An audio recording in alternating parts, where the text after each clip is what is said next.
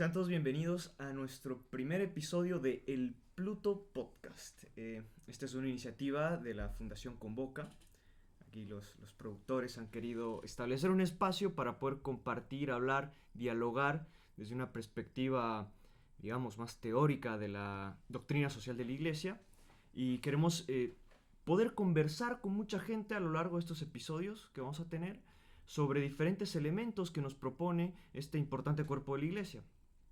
Y hay dos elementos que primeramente quiero acercarles. El primero es que nuestros productores han decidido que vamos a tener una dinámica de superhéroes a lo largo de este podcast. ¿Por qué los superhéroes? Porque cuando ellos discutían y querían poder establecer algo que una esto, pensaron en la idea que tenía MacIntyre sobre la virtud. Y esa crítica que tenía de ver la virtud desde la perspectiva ilustrada, de una reflexión etérea, digamos, de la virtud. Y ellos quieren como que retomar un poco la idea de ver las virtudes en acción por una forma, digamos, más práctica de entenderla. Ver ejemplos de cómo se practica o invitarnos a nosotros mismos a practicar la virtud. Por ejemplo, así mismo lo hacía Jesús cuando predicaba en sus parábolas, cuando sus apóstoles le preguntaban sobre una cuestión específica, sobre el amor, sobre la caridad. En vez de darnos una explicación que podía haber sido un principio, un concepto, una doctrina específica, muchas veces se remitía a un ejemplo, a una historia, y eso queremos rescatar de los superhéroes que hemos ido eligiendo y que les vamos a ir a preguntar a nuestros invitados. Esa es una primera dinámica que vamos a tener. Y para el día de hoy les voy a presentar a Marco Antonio Navarro, que es abogado y profesor de Derecho. Bienvenido, Marco Antonio, a nuestro podcast. Muchas gracias, un gusto. Y tenemos a Joaquín García Huidobro, que es profesor del Instituto de Filosofía de la Universidad de los Andes y es columnista político en el periódico El Mercurio. Y les voy a preguntar primero a ustedes, que son los que van a iniciar con esto, ¿por qué han elegido sus superhéroes y qué posible virtud o qué vínculo tienen con esos superhéroes que han visto y que les han podido enseñar algo? Primero contigo, Joaquín, quizá. Yo elegí, como puede verse, a Superman por dos razones. Primero, porque Superman es Clark Kent. Y nosotros la mayoría de las veces, o la mayoría de los días de nuestra existencia, somos unos simples Clark Kent. Pero algunas veces hay que estar dispuesto, aunque uno no tenga los superpoderes de este personaje, a actuar de Superman. Y la segunda es que él sufre una desgracia, que es, él es un personaje interesante. Se le podría sacar mucho partido. Sus poderes no son convencionales. Le podrían pasar cosas y le pasan cosas magníficas. Pero las películas sobre él son detestables. Y esa es una cierta tragedia para un superhéroe. Tener un superhéroe tan bueno con unas películas tan malas. Evidentemente, o sea, Superman, digamos, como que el icono de los superhéroes y con esas dificultades. Pero vamos ahora con Marco Antonio, que ha desempolvado un superhéroe de una serie que se llama Grand Prix y él nos va a contar ahora quién es y por qué lo ha elegido. Bien, yo escogí, la verdad, un superhéroe bastante desconocido y yo creo que casi no califica de superhéroe. Tal vez héroe nomás. Corresponde a un protagonista de un anime japonesa que se transmitía en los años 80 por Canal 11. Que se llama Grand Prix y es una eterna competencia de Fórmula 1, de autos de Fórmula 1, ¿no? Los distintos circuitos. Y nuestro protagonista aquí es un competidor que tiene muy mala suerte, ¿no? Entonces tiene accidentes, tiene caídas, en fin. En uno de los capítulos está a punto de ganar, va primero y un niñito con una bandera lo está, ¿no es cierto?, animando y se rompe la bandera y se mete en el motor y le hace perder Entonces, no, de alguna manera todos nos podemos sentir identificados, digamos, con Tony Bronson, de que las cosas a veces no son fáciles y que hay muchas carreras que correr durante la vida y lo importante es estar ahí dispuesto a hacerlas. Así que en ese sentido yo creo que Tony Bronson nos puede servir de algo para esta conversación. Interesante porque como seres humanos también fallamos, ¿no? Entonces es como el eterno digamos, comenzar de nuevo, Así repararse, es. digamos, que es tan propio además de los católicos. A mí, por ser la primera vez, voy a explicar que me ha tocado Aquaman. Entonces, bueno, es un poco una broma que me hacían de que yo soy boliviano y es como un anhelo para retornar, digamos, a las aguas en algún día. Pero no, en realidad, yo lo que veo en Aquaman es que no es un personaje protagónico, digamos, en la Liga de la Justicia. Es un personaje que es como que está en la segunda línea, como que tiene un objetivo más de apoyo, por así decirlo. Y creo que se requiere, después de poder cultivar cosas, digamos, de tener, por ejemplo, el poder que él tiene, mucha humildad para poder estar en esa segunda línea, como que apoyando con algunos elementos. Y bueno, he querido rescatar eso de nuestro querido Aquaman. Y ahora, el segundo elemento grande, que es como lo que compone nuestras conversaciones, que queremos iniciar con gente que ha estudiado la doctrina social de la iglesia y que nos puede enseñar mucho de eso, es poder hablar hoy en el primer capítulo exclusivamente y especialmente de qué es la doctrina social de la iglesia.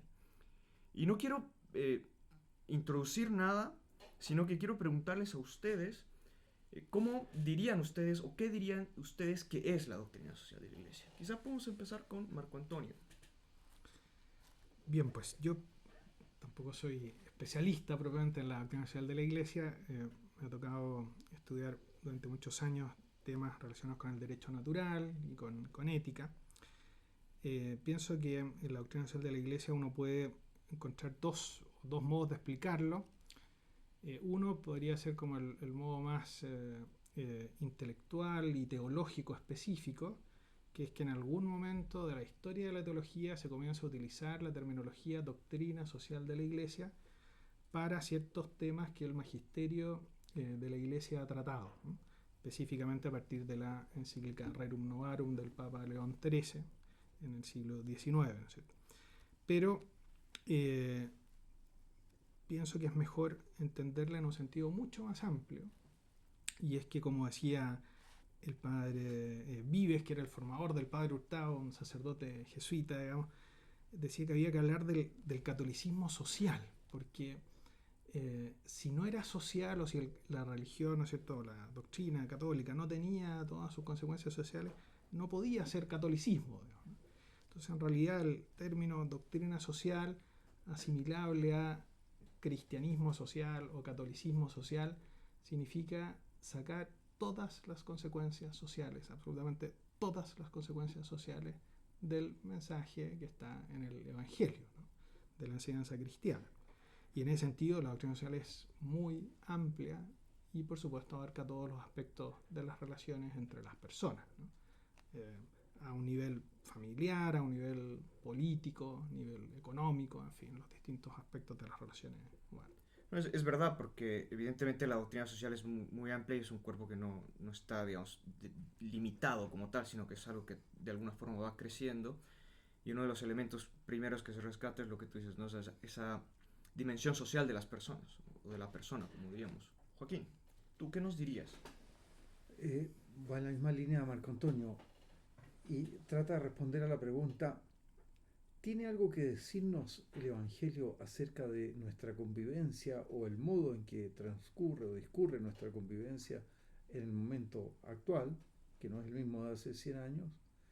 Si la respuesta es positiva, hay espacio para una doctrina social de la Iglesia y no solo una doctrina de los deberes individuales que tiene cada uno. Pero también la doctrina social de la Iglesia, yo la entiendo, pienso que es eso. Pero también, ¿qué me aporta a mí la doctrina social de la Iglesia? Me aporta una mirada. Me está diciendo, fíjese en esto, fíjese en asuntos, en temas que normalmente no son atendidos por la gente. Y eso yo creo que es muy valioso. Más allá si uno está de acuerdo o no con la propuesta que hace tal papa en tal documento. Te invitan a mirar, y a mirar con atención, y a reflexionar sobre eso. Y a lo mejor a buscar tú una respuesta mejor, pero buscarla. Joaquín hace como referencia a algo que es bien importante, digamos, que la doctrina social de la iglesia, y es un conflicto para los cristianos yo entender esta contradicción, que por un lado es doctrina, ¿no? Que en realidad creo que popularmente se entiende mal lo que es una doctrina como algo pétreo, digamos, duro, escrito, sino que es un conjunto, digamos, que tiene una forma coherente más bien, pero que evidentemente lo dice la Iglesia y como es algo que dice la Iglesia, es algo que, digamos, es de cierto cumplimiento para los cristianos, pero al mismo tiempo es un conjunto de principios, ¿no es cierto? Como dice Joaquín, son cosas que la Iglesia propone que tenemos que mirar desde la sociedad. Y esto parece ser como algo que se contradice, ¿no? Como algo que se choca. Entonces, ¿es algo que hay que cumplir sí o sí? ¿O es algo que es solo una propuesta? ¿Cómo podemos entender esto? ¿Qué le podemos decir a los cristianos esto y al mundo de la doctrina social de la Iglesia? Las preguntas difíciles partamos siempre por nuestro entorno. Perfecto. ¿Ya? Y yo las recojo después. No, claro, Joaquín en realidad puede después, en fin, corregir o aclarar cosas confusas que yo diga, digamos, ¿no? Así que está muy bien que lo hagamos así. A ver, pienso que uno puede distinguir en esto que denominamos doctrina social, puede distinguir uno que hay principios, puede distinguir uno que hay un discurso o un razonamiento fundado además, que llega a ciertas conclusiones. Puede encontrar unos actos magisteriales, ¿no es cierto?, que se pronuncian sobre aspectos o problemas puntuales que está viviendo la sociedad. Pero todo eso tiene un elemento unificador, ¿eh? Uno puede hacer todas estas distinciones, ¿no? Y eso se hace efectivamente en las facultades de teología o en las personas que se dedican científicamente al estudio de la doctrina social.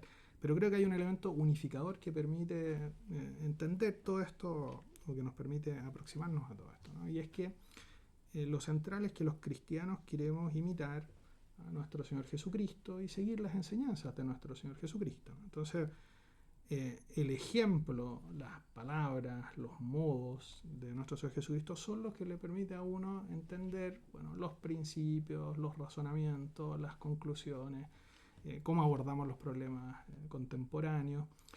Sin esa guía, claro, pareciera que uno podría entrar en cuestiones puramente teóricas, ¿no es cierto?, intelectuales, pero no vitales, ¿no?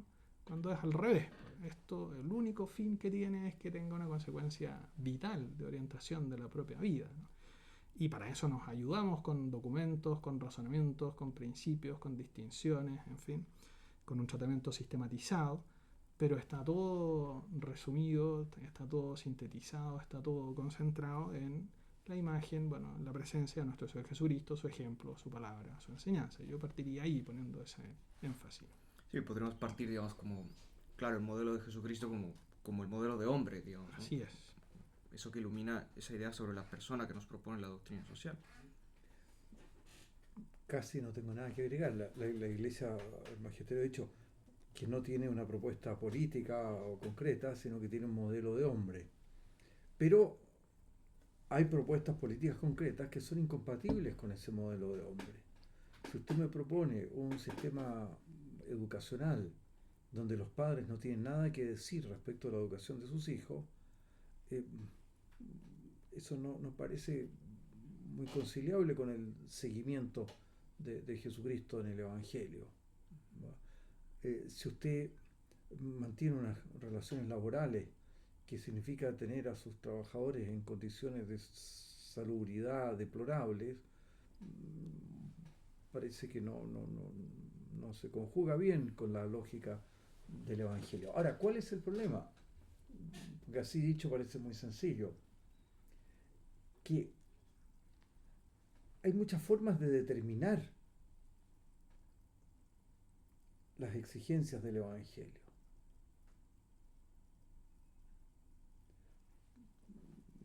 Concreto, ¿puede un cristiano ser más de izquierda? Sí. ¿Puede ser más de derecha? Sí. ¿Es más cristiano por ser más de izquierda? ¿Es más cristiano por ser más de derecha? Mira, hay un documento social que a mí me gusta mucho, diría que el que más me gusta, que es la Laborem Exercens de Juan Pablo II. Año 81. Estamos en una época donde todavía hay comunismo, la Unión Soviética está viva o parece estar viva, aunque ya estaba carcomida por dentro, hay sistemas de economía libre. Y ahí lo que hace Juan Pablo II no es empezar a decir, mire, que este es mejor que este otro, hacer comparaciones, sino que dice, vamos a reflexionar sobre qué es esta realidad que llamamos trabajo. Y hace toda una reflexión antropológica sobre el trabajo. A la luz de eso, tú puedes ir juzgando los distintos sistemas políticos y económicos y tú te das cuenta que tienen deficiencias importantes, unos más que otras. Pienso yo que de los documentos del magisterio, que hay algunos que han tenido una buena vejez y otros una vejez no tan buena, este va a ser de los documentos que tienen buena vejez. De hecho, han pasado muchos años, más de 40, y uno lo lee y uno dice, esto no le cambiaría nada. En cambio, yo leo Quadragesimo Anno y digo, aquí se le nota el paso del tiempo. ¿Estoy diciendo que fue inoportuno publicar Quadragesimo Anno? No. Pero había un tal cambio de circunstancias que eso inevitablemente se nota, porque la doctrina social se refiere a circunstancias muy cambiantes. En la medida que Juan Pablo II se eleva más y reflexiona sobre un fenómeno permanente, que es el fenómeno del trabajo, y se pone incluso en la hipótesis de que el trabajo, no usa la palabra robots, pero que sea realizado principalmente por máquinas, un aparente trabajo,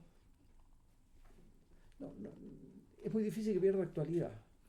Ahora, claro, esa es la dirección que queríamos seguir, en el sentido de que la doctrina social de la Iglesia podría parecer, por cómo se ha planteado, por cuándo se ha planteado, por ejemplo, ¿no? Ya lo mencionaba Marco Antonio con Rerum Novarum sobre las cosas nuevas, que fuera una respuesta específica a la modernidad, la que pareciera para muchos tener una clave de modernidad, de responder al liberalismo, de responder al comunismo, de responder, por ejemplo, al totalitarismo.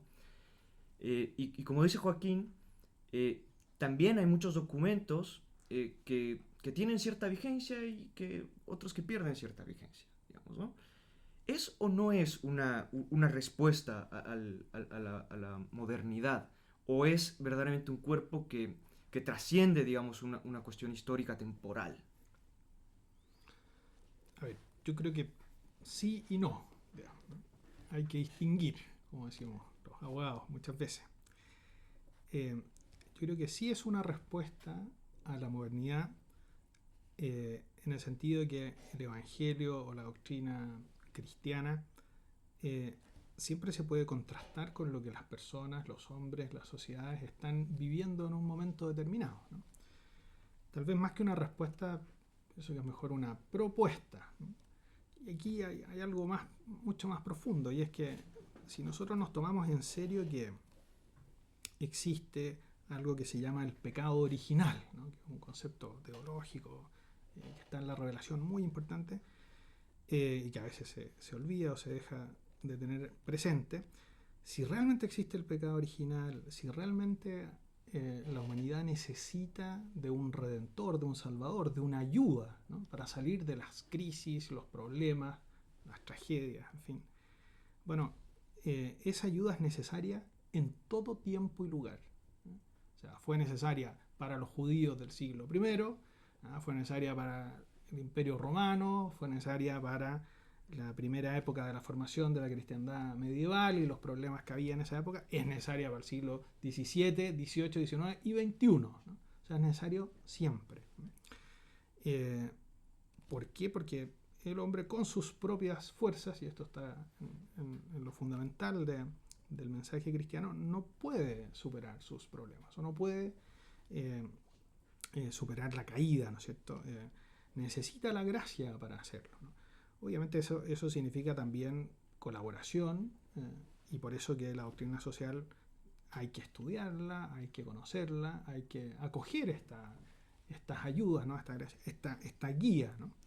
Y de acuerdo a eso, por supuesto, los cristianos de cada época podrán iluminar mejor o peor las situaciones que se encuentran. Uno puede hacer una evaluación histórica después con el tiempo, decir, bueno, los cristianos que se enfrentaron a las doctrinas de la modernidad lo hicieron mejor o peor. Bueno, va a depender mucho de la consecuencia propia, digamos, de la consecuencia de los propios cristianos, de si han sido fieles o no. Y lo mismo podemos evaluar en la situación actual, ¿no? Lo que algunos denominan hoy día la posmodernidad, ¿no? La doctrina social de la Iglesia sigue siendo una propuesta frente a la posmodernidad también, no es solo algo que sirvió en un momento determinado para contestarle a alguien específicamente, ¿no? Sino que sigue siendo algo vivo, vital, y que por lo tanto trasciende un momento determinado o una doctrina determinada a la cual contestar. Hago mío todo, sin ninguna excepción, lo que acaba de decir Marco Antonio. Hay una diferencia que es importante tener en cuenta. En la propuesta cristiana, del corazón del hombre salen los homicidios, etc. El mal sale del corazón del hombre. El mal no reside en una defectuosa organización de las estructuras. Pensemos Rousseau, pensemos Marx o quien sea. Por tanto, lo fundamental es la conversión del corazón, y eso no hay que perderlo de vista. Sin embargo, esto no significa que las estructuras no sean inocuas o irrelevantes. Para vivir el cristianismo no da lo mismo estar hoy día en Santiago que estar en Corea del Norte. Por supuesto. No da lo mismo estar sometido a ciertos regímenes de trabajo con horarios que en la práctica son incompatibles con la vida familiar, o tener unos regímenes de trabajo que se armonizan con la vida familiar. Por tanto, el cristiano también debe mirar las estructuras y debe preocuparse por las estructuras, aunque las estructuras no sean lo fundamental. Y en ese mundo es donde se maneja la doctrina social de la Iglesia, y que es un terreno más difícil, porque uno dice, ya, un homicidio, lo mataste, habrá que ver si lo mató o no lo mató, pero si lo mató y lo hizo queriendo, Claro. ya, está claro que está malo. Y si le dio una ayuda a esta persona necesitada para cruzar la calle o para costear una operación, y lo hizo con una intención recta, etc., eso está bien, como que no admite muchos problemas, digamos. Claro. En cambio, ¿qué vamos a hacer con el problema de la inmigración? O con el aborto. No, O el aborto es no más sé, fácil, o- dentro de todo el aborto es más fácil Sí. que el problema de la inmigración. Porque el problema de la inmigración, tú dices, ya, a ver, vamos a aceptar indiscriminación indiscriminada. Esos inmigrantes no llegan a ocupar cátedras en el Instituto de Filosofía de la Universidad de los Andes.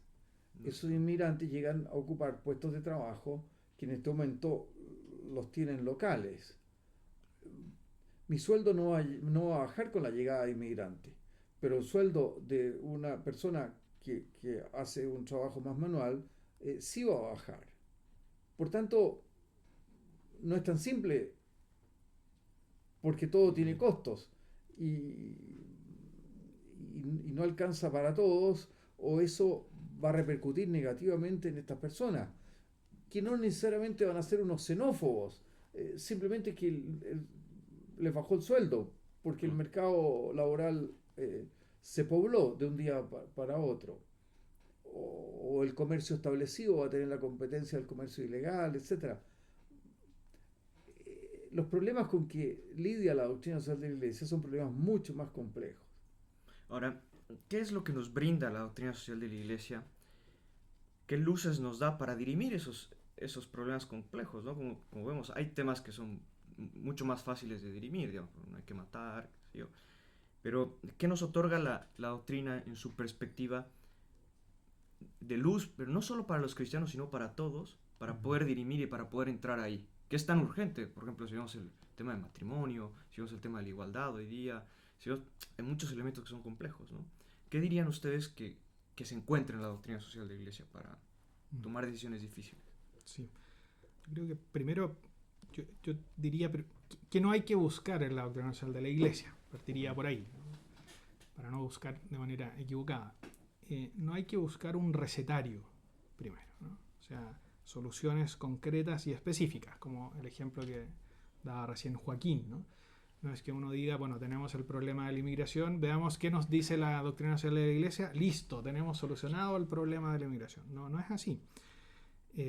Lo que entrega la doctrina social, como lo que entrega el mensaje de nuestro Señor Jesucristo, podríamos decir, es un punto de partida o una base, ¿no? O un contexto que nos permite analizar las cosas o ver las cosas de un modo distinto. No para llegar a lo mejor exactamente a la misma solución, porque aquí ya desde Aristóteles se dice que el razonamiento práctico no es como la geometría, digamos, ¿no? No es como la aritmética, ¿no? Nosotros, a partir de la doctrina social de la Iglesia, podemos tener diferencias respecto de qué solución vamos a encontrar o qué solución podemos plantear. Pero es muy distinto, por ejemplo, discutir respecto de la inmigración, considerando que todos los seres humanos son hijos de Dios, ¿no? Que tienen vocación sobrenatural, que tienen una dignidad entregada por el sacrificio de Cristo en la cruz, digamos. Bueno, es muy distinto analizar así la inmigración que decir, bueno, aquí tenemos un problema de desempleo que va a afectar las políticas públicas o que podría venir algo de crimen organizado. Todo eso es verdad, hay que considerarlo, hay que tomarlo, pero desde esta visión, ¿no? Y por supuesto sí hay, dentro de esta base y de este contexto, podríamos decir, pilares, principios, fundamentos, que es lo que el magisterio nos va recordando, ¿no? Tal vez mostrando incluso también ciertos límites en cuanto a las posibilidades, ¿no? Y entonces, evidentemente, una solución que signifique discriminación arbitraria, una solución que signifique, podríamos decir, maltrato a la dignidad humana, bueno, y ahí viene el gran desafío. Respetando ese contexto, esos límites, bueno, encontrar las soluciones como lo encontrarían los cristianos, ¿no? Eso es lo que entrega la doctrina social de la Iglesia, ¿no? Discutir en cristiano este problema, ¿no?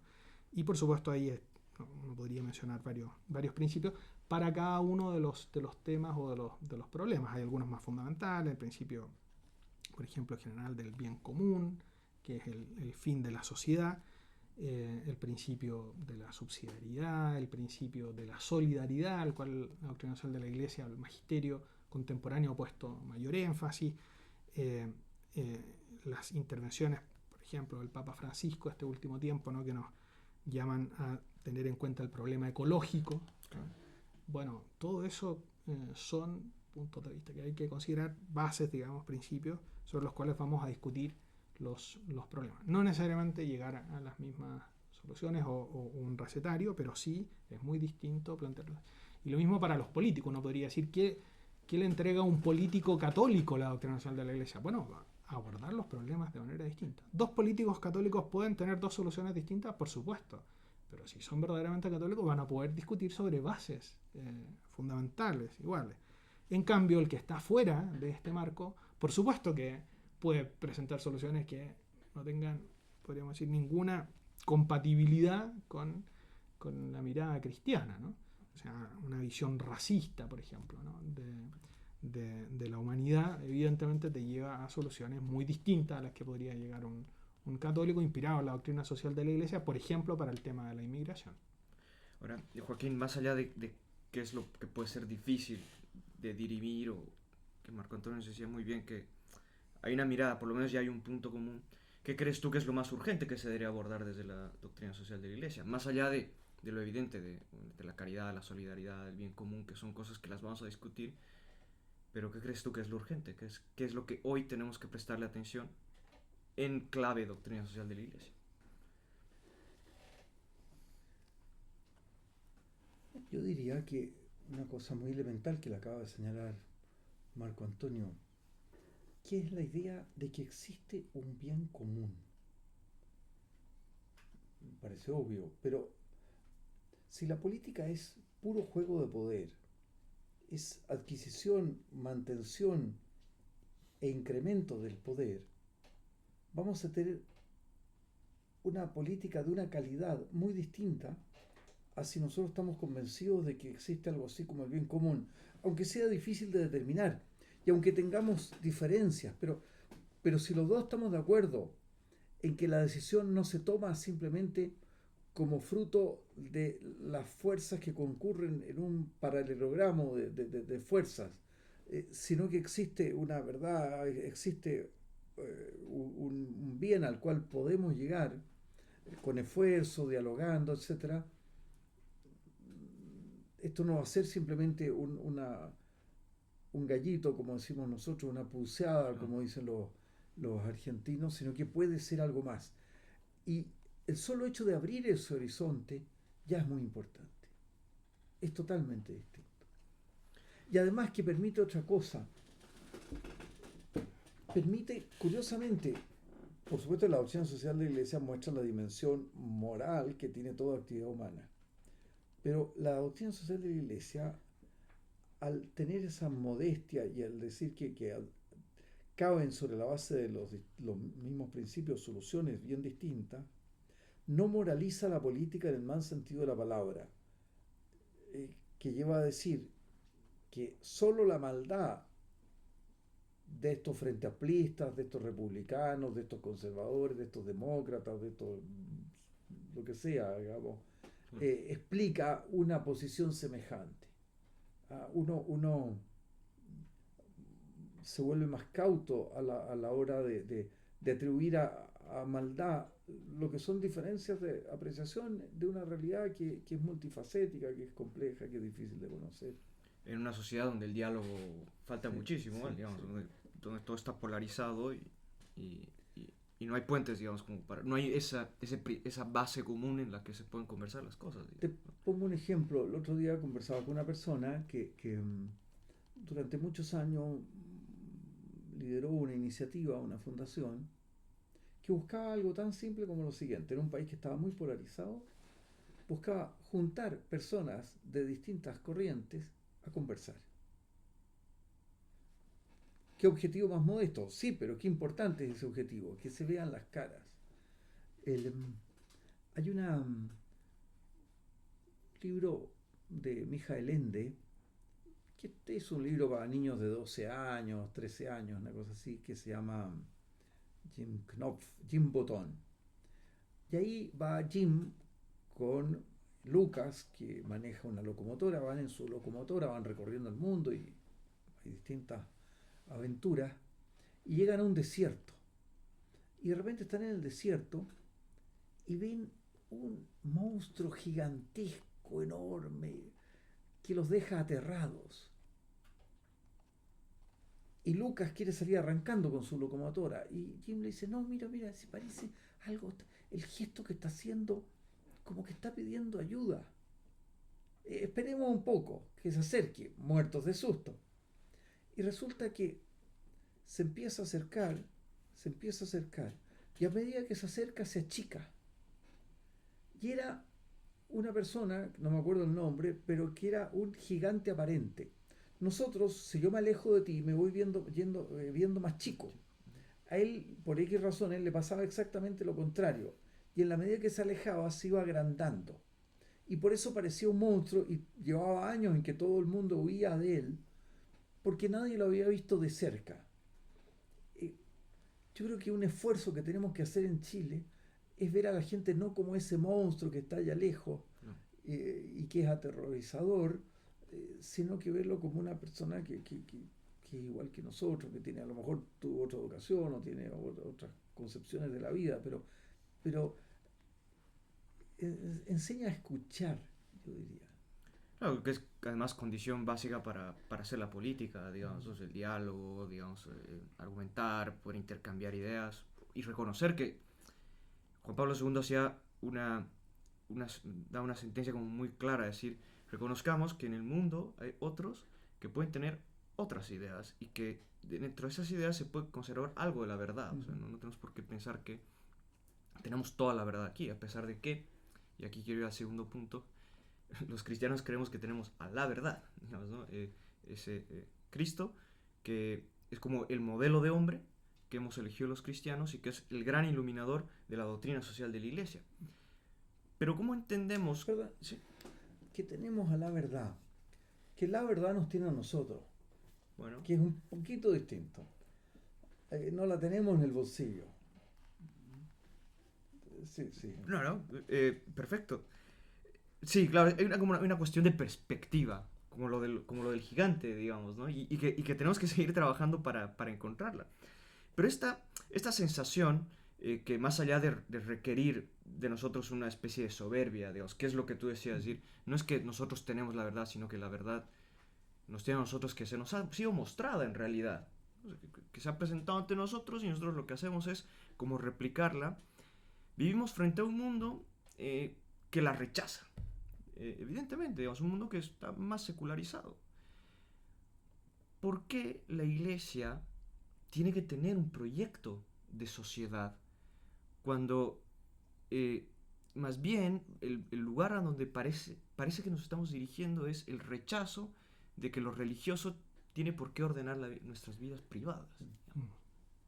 Marco Antonio. Sí, bueno, a propósito de esto de la relación con la verdad, yo conozco un amigo mío que solía decir: yo no soy el dueño de la verdad, pero soy bien amigo del dueño. Yo le agregaría el matiz de que los cristianos efectivamente no somos dueños de la verdad, pero queremos ser bien amigos del dueño de la verdad, ¿no? O sea, queremos serlo. Obviamente ahí cada uno verá esa amistad con Dios, ¿no es cierto?, qué tan profunda es o no.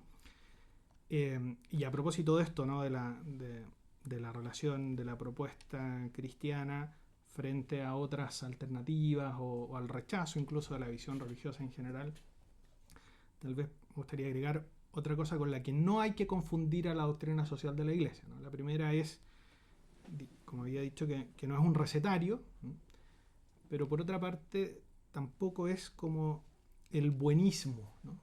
Esto de, mira, lo importante es que seamos todos amigos y lo demás da lo mismo, ¿no? O que nos llevemos bien, o que nos digamos cosas amables. Por supuesto que es mejor decirse cosas amables que no amables, por supuesto que es mejor ser amigo que enemigo, pero resulta que nuestro Señor Jesucristo es exigente con el tema de la verdad, ¿no? O sea, no podemos dialogar renunciando a lo que sabemos que es lo bueno, lo bello, lo bondadoso, lo correcto, y al revés, ¿no?, concediendo tal vez respecto de lo que está mal, de lo que es incorrecto, de lo que es abusivo, de lo que es violento, de lo que es inhumano, ¿no? El otro día se criticaba, hace una semana o meses, ya no me acuerdo, al Papa Francisco porque decía que había muchas, en alguna audiencia me parece que lo dijo, no estoy seguro si en una audiencia o en otro tipo de intervención, que había muchas parejas o mucha gente joven que tenía mascotas, ¿no?, y no hijos, de alguna manera, ¿no? Esto como reemplazar las mascotas por los hijos, era la idea que estaba detrás, ¿no? Y eso le parecía, claro, le parecía algo que no estaba bien, ¿no? Y claro, a todos me imagino que en general nos simpatizan los animalitos, digamos, y las mascotas. Cada uno tendrá sus preferencias, digamos. Yo no me gustan mucho los gatos, digamos, pero prefiero los perros, en fin. Pero no es el problema eso. El problema es que efectivamente si uno iguala a un gato, a un perrito con un ser humano, eso es un mal muy profundo, ¿no? No cabe ahí buenismo, ¿no? O sea, no es lo mismo un perrito, que está muy bien, digamos, con un ser humano, ¿no? Y en ese sentido la doctrina social de la Iglesia obliga al testimonio también, ¿no? O sea, este diálogo, esta deliberación que hay que hacer con los demás en base además a la razón, porque el mismo Dios ha creado la razón y se ha revelado, por lo tanto no puede haber contradicción entre la revelación y la razón. Los que no acepten los argumentos de la revelación, por supuesto, podemos conversar en base a la razón, ¿no? Pero la misma razón nos permite encontrar que hay cosas que son inhumanas, cosas que son indignas, cosas que son inaceptables, cosas que... Y eso hay que, por supuesto, hay que buscar el mejor modo de decirlo, o el modo más amistoso de decirlo, pero no es que todo de lo mismo, no es que todo sea bueno, no es que todas las opiniones valgan lo mismo o tengan la misma calidad. Todo lo contrario, ¿no? Queremos ordenar en base al conocimiento de la verdad con humildad, que también la humildad significa reconocer la verdad, dónde está la verdad. Tal vez invitar a los que no conocen la doctrina social de la Iglesia o a los que no comparten la fe cristiana, bueno, que busquemos juntos la verdad, pero buscar la verdad, ¿no? Busquemos juntos el bien, pero el bien, no el mal. Y si da lo mismo el bien y el mal, ¿para qué nos vamos a juntar a buscar algo? No tiene ningún sentido, ¿no? O si da lo mismo, o cada uno tiene su verdad, o da lo mismo las verdades, los engaños, las mentiras. bueno, entonces, ¿para qué vamos a buscar algo juntos? De hecho, es al revés, ¿no? Si no tenemos un punto de partida, o al revés, un fin hacia el cual dirigirnos, eh, no tenemos en base a qué dialogar, ¿no? Yo pondría ese segundo énfasis. Es una idea muy importante. El diálogo solo tiene sentido bajo dos condiciones. Primero, que exista la verdad. Y segundo, que yo no la agote. Si la verdad no existe, no hay diálogo, hay mera propaganda o persuasión, digamos, pero no hay diálogo. Manipulación. Y si yo la tengo en el bolsillo y la agoto, ¿para qué voy a conversar? En ese sentido, es muy parecida la tarea del diálogo político, por ejemplo, con una actividad tan importante como la ciencia. La ciencia solo tiene sentido si existe la verdad. Y solo tiene sentido si yo necesito a otros para conocerla. Ahora, ¿cuál es el problema? Que hoy día estamos en tiempos escépticos, entonces la verdad se pone bajo sospecha y, y el diálogo es reemplazado por manipulación o por fuerza bruta, que hoy día la tiene uno, mañana la puede tener otro, pero en definitiva es puro poder lo que define las relaciones humanas. Ahora, a propósito de lo que decía Marco Antonio, igual tú tienes un libro, Joaquín, en el que abordas este tema de la razón y la fe, digamos, ¿no? Donde hoy en la actualidad parece que la fe, después de estos movimientos laicistas que tratan de apartar esto, parece que se quisiera entrar por la ventana a través de la doctrina social, de una propuesta, que además nosotros proponemos que puede servir para cualquier sociedad, o sea, ya sea Corea del Norte, digamos, no sé, Irak o América Latina, digamos, en general. ¿Cómo se puede conciliar esto? O sea, en una breve exposición, ¿cómo conciliamos estos dos términos? Fe y razón.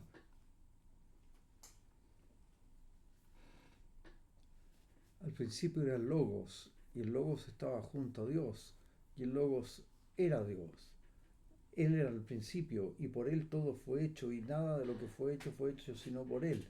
El cristianismo es la religión del Logos. Esto es claro, es que esto daría para otro programa. Sí, por supuesto. Pero hay una enorme fuerza racional de la fe cristiana. Y parte de los problemas que tenemos nosotros es porque hay cristianos que padecen una cierta esquizofrenia y dicen, sí, yo soy católico, pero no puedo imponer.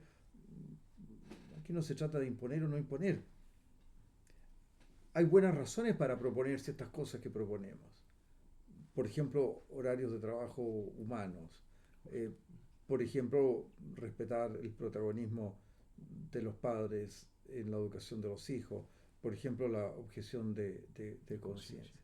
Pero esa esquizofrenia, a mi juicio, es fruto de una cierta anemia. Como esos cristianos no están bien formados intelectualmente, creen que cada idea que tienen en la cabeza la han sacado de la fe y de la revelación y porque un ángel se lo dijo.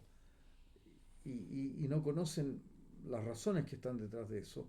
Y claro, se pierden algo importante y fruto de eso privan a la sociedad de muy buenas razones que hoy día son especialmente necesarias.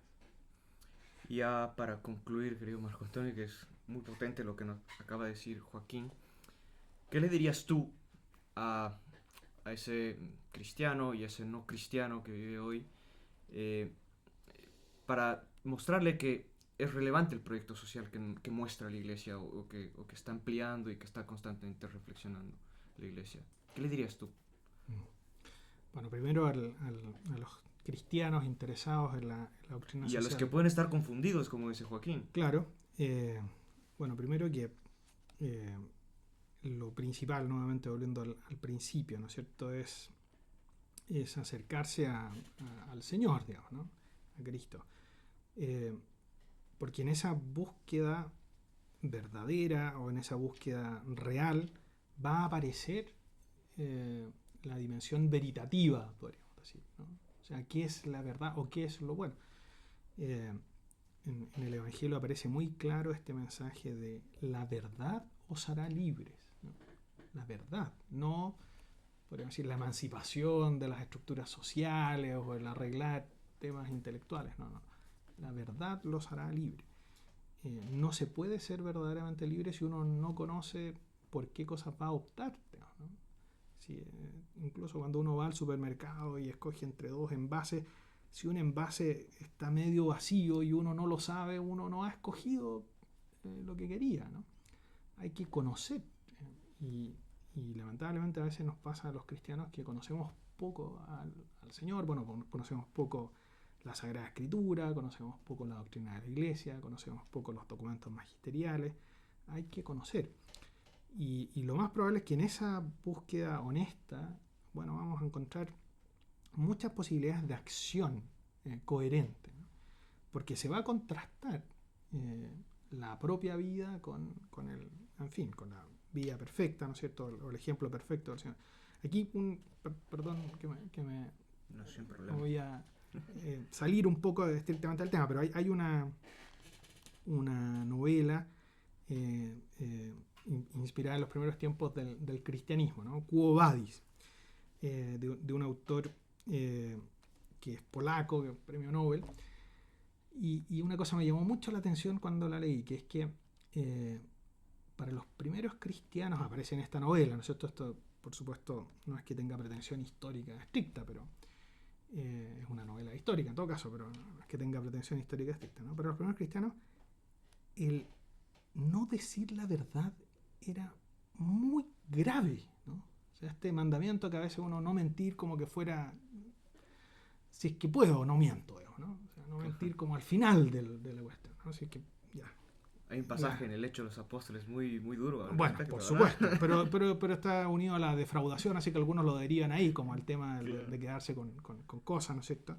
Ananías y Zafira, ¿no es cierto? Aquí San Pablo le aplica una pena instantánea. Pero no, pero esto de por qué es tan grave decir una mentira, aunque sea una mentira pequeña o una mentira insignificante, ¿no? Y entonces hay un diálogo entre los personajes y uno le dice al otro, porque si alguien miente, si un cristiano miente, aunque sean algo irrelevante, algo poco, ¿cómo va a dar testimonio de la verdad?